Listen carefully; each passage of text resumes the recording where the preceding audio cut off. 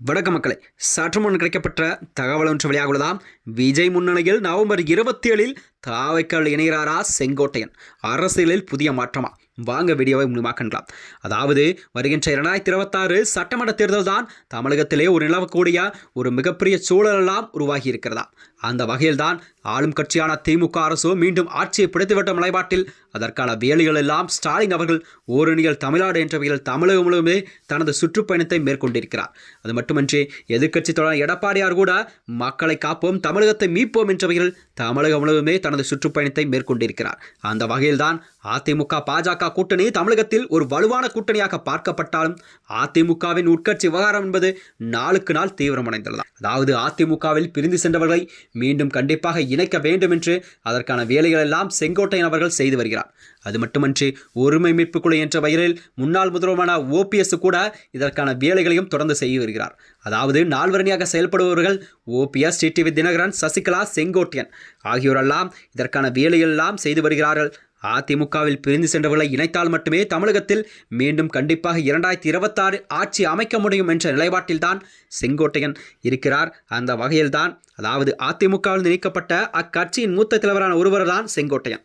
அவர் கண்டிப்பாக வருகின்ற 27ஆம் தேதி நடிகர் விஜய் முன்னிலையில் தமிழக வெற்றி கழகத்தில் இணைய இருப்பதாக தகவல் வெளியாகியுள்ளதாம்.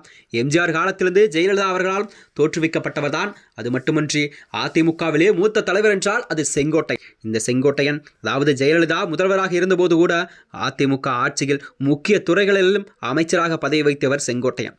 ஜெயலலிதா மறைவுக்கு பின்னர் OPS தர்மயுத்தத்தின் போது கூட அடுத்த முதல்வர் யார் என்ற ரேஸில்தான் AK செங்கோட்டையன் பெயரே முதலில் அடிபட்டதா.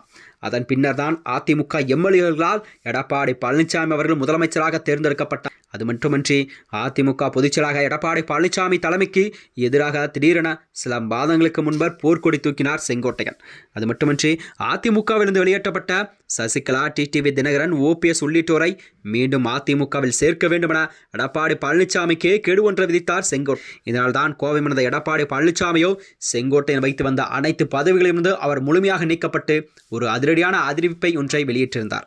இதன் பின்னர் தான் பசுமன் முத்துராமலிங்க தேவர் நினைவிடத்தில் சசிகலா, டிடிவி தினகரன், OPS உள்ளிட்டோரை செங்கோட்டையன் சந்தித்து பேசினார். இதனால்தான் அதிமுகவிலிருந்தே செங்கோட்டையன் கண்டிப்பாக நீக்கினார் எடப்பாடி பழனிசாமி. மேலும் செங்கோட்டையன் ஆதரவாளர்களையும் கூண்டோடு அதிமுகவிலிருந்து நீக்கினார் EPS. இந்த நிலையில் தான் நடிகர் விஜயின் தமிழக வெற்றி கழகத்தில் செங்கோட்டையன் இணைய இருப்பதாக அரசியல் வட்டாரத்தில் பேசப்படுகிறதா.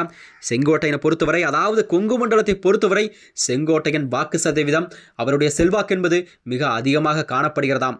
இந்நிலையில் தான் அவர் தாவைக்கால் இணைந்தால் கண்டிப்பாக அதிமுக பாஜகவின் வாக்கு சதவீதம் என்பது கொங்கு மண்டலத்தை பொறுத்தவரை கண்டிப்பாக சரியக்கூடும் என்ற நிலையில்தான் அரசியல் வியூகமெல்லாம் வகுத்து வருகிறதா. மேலும் இது போன்ற வீடியோக்களை தெரிந்து கொள்ள நமது சேனலை மறக்காமல் சப்ஸ்கிரைப் செய்து கொள்ளும். நன்றி, வணக்கம்.